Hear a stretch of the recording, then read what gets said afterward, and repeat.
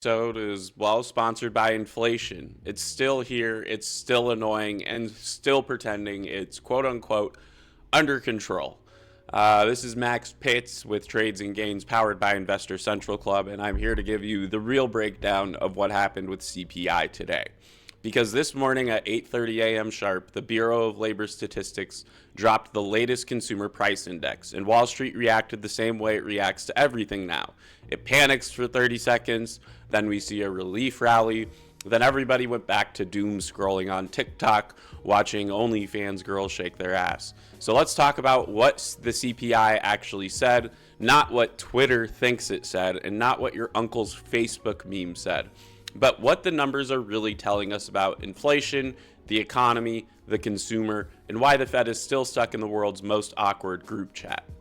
Now, this is what the headline says. CPI is up 0.3% month over month. It's up 2.7% year over year.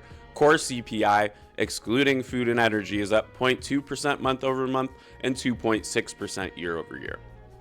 Translation of all this, inflation, it's cooling, it's not collapsing. But the Fed isn't popping champagne. They're also not reaching for the panic button either. This is what economists call disinflation, but the annoying kind. The kind where prices stop exploding, but they never actually go back down, which is great news unless you're a human being who buys food, pays rent, or enjoys, electricity. So let's go ahead and talk about the real driver here. And no, we're not talking about NASCAR. This is the villain of the CPI report. Shelter inflation. It's up 0.4% in December, up 3.2% year over year. The largest contributor to headline CPI. This matters because shelter is over 30%. Yes, 30% of CPI. So even if eggs get cheaper, gas drops, used cars fall off a cliff, if rent keeps climbing, inflation's going to continue to stay sticky. And here's the kicker. Real world rents are cooling. CPI shelter is lagged by 6 to 12 months. So CPI is basically saying, yeah, rent was expensive last year. This is why the Fed looks calm in public but stressed in private. CPI is always late to the party. Now let's talk about food because, well, everybody needs to eat. And this is the thing everybody also in the public notices immediately. Food is up 0.7% in 1 month, 3.1% year over year. And food away from home is up 4.1% year over year. Now, what does this mean exactly? Well, restaurants are still ripping you off. Groceries are rising, just slower, and eggs actually fell 8.2%. Small miracles do exist. Oh my God. So inflation isn't gone, it just rotated. Food inflation now looks like we're not charging more, we're just charging more everywhere, okay? All over the place. Nothing is safe.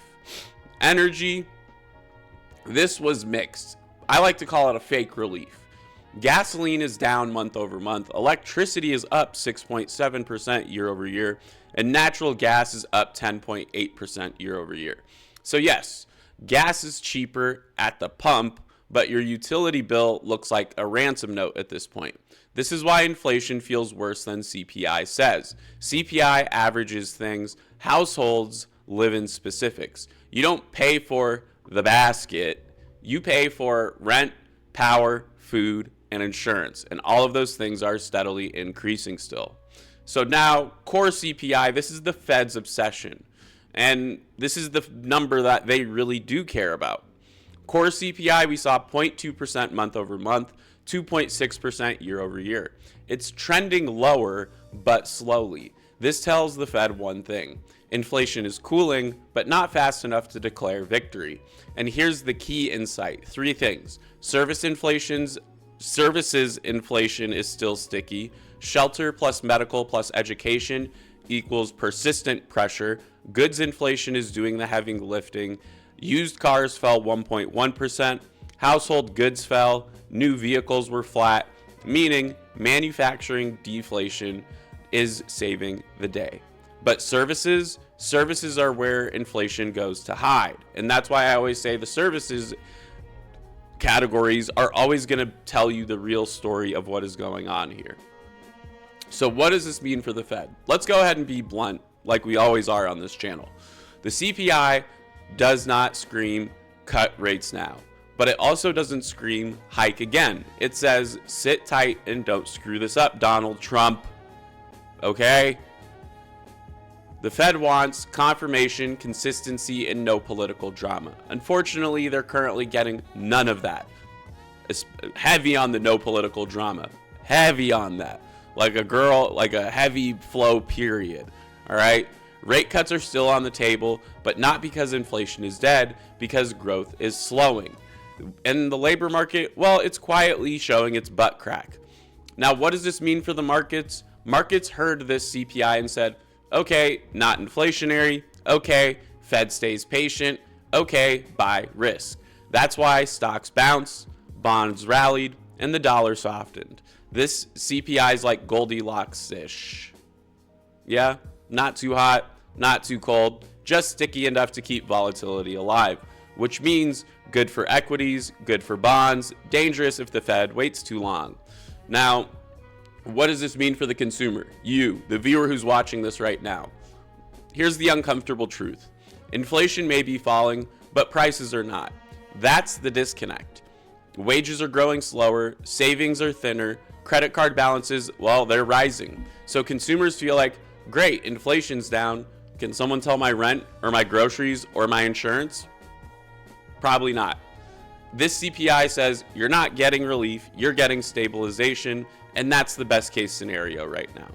So here's the big takeaway. 30,000 feet out, folks. Inflation is cooling, not collapsing. Shelter is the problem. Services are sticky. The Fed is stuck. Consumers are still squeezed. CPI isn't lying.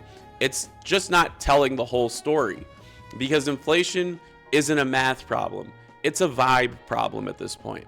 And right now the vibe is things aren't getting worse, but they're definitely not getting better, which in 2026 somehow counts as good news. Have a good morning. Come join me on Stream It Free Wi-Fi Radio. Make sure you tip your landlord, and like, comment, subscribe, your hottest take. If you found this video useful, I do these types of breakdowns almost every time we have data releases like this over on Trades and Gains. And if you haven't signed up for Investor Central Club, make sure you go ahead and do that. Use that code STACKSAPEX20 for 20% off your first month. And I hope to see you guys over there. Have a great morning. See you guys soon.